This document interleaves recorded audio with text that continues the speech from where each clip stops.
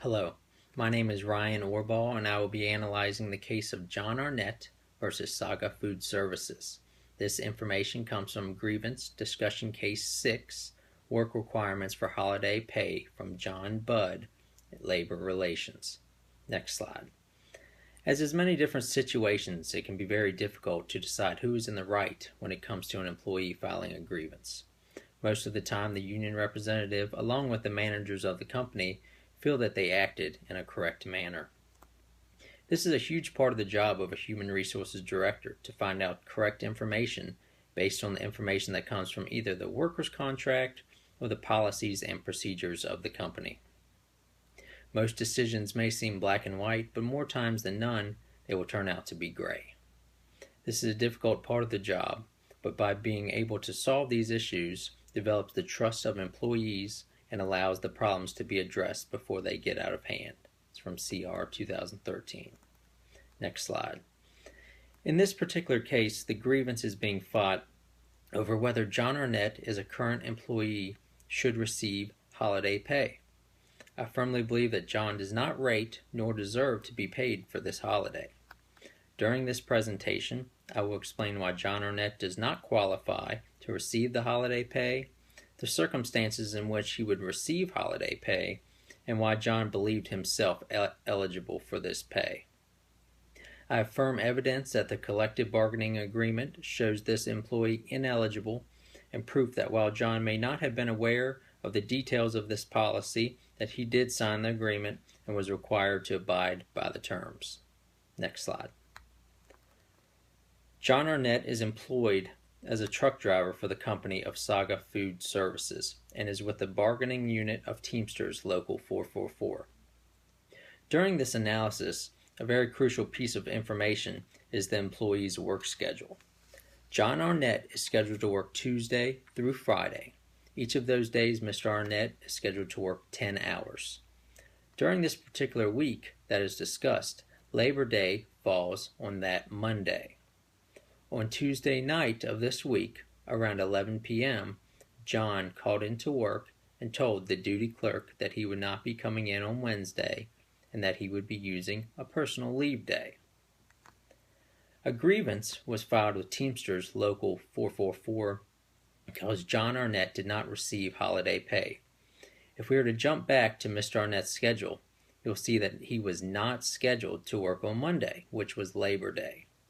Saga Food Services allows for employees that do not work on Labor Day to observe the holiday on Tuesday.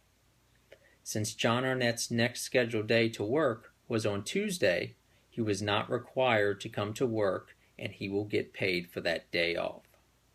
To pick up where we are, John Arnett was off on Monday because he was scheduled to be off. Tuesday, because the company allows employees to observe Labor Day on Tuesday, and was also off on Wednesday because he called in late at night to tell them he was using a personal leave day. When John received his paycheck, he realized that he had not been paid for the holiday.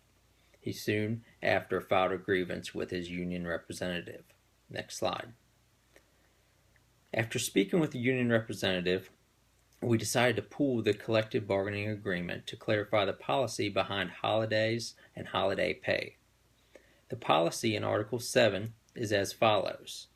The employee shall have worked his full scheduled workday immediately before and immediately after, unless there was proven sickness or injury. The shift manager may offer to waive this rule in advance of the holiday, and acceptance thereof by an employee or employees shall be on a seniority basis. Next slide. As stated, the reason that John Arnett is not to receive holiday pay for Labor Day is because he did not work the day after the holiday. Monday does not play a part in this case because he was not scheduled to work. The other way that pay could have been received besides working on Wednesday is if John would have gotten approval prior to the holiday to have the days off and also receive holiday pay. The shift manager would be the manager that approved this request. Next slide.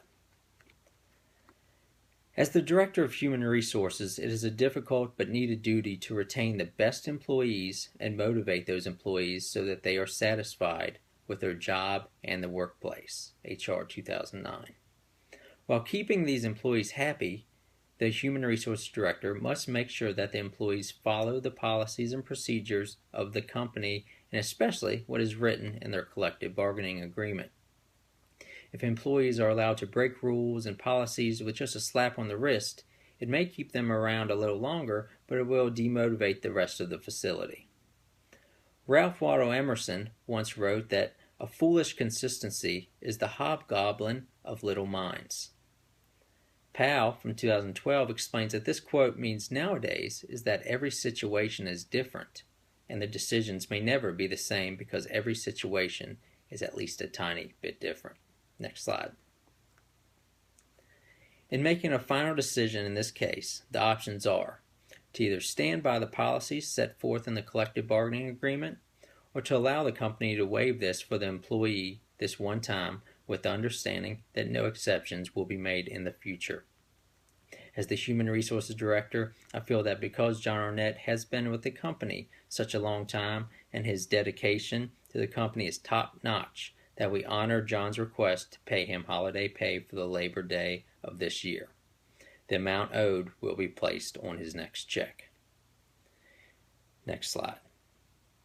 In closing, I believe that although John was wrong in what he was fighting for, we showed the employee that we do care of him as an employee, but he also must follow the rules. The importance of finding out all the information in a case like this is very important because it can affect so many people. If we don't take the time to understand how decisions can hurt people, then we will never be successful. Putting yourself in the shoes of those you're trying to help is a very important step to becoming a leader in human resources and in customer service. God wants us to treat everyone with kindness and compassion, and many times we get so tied up in our jobs that we forget what our true purpose is here on earth. Jeremiah 29:11 says, "For I know I have plans for you, declares the Lord, plans for welfare and not for evil, to give you a future and a hope." Thank you for your time.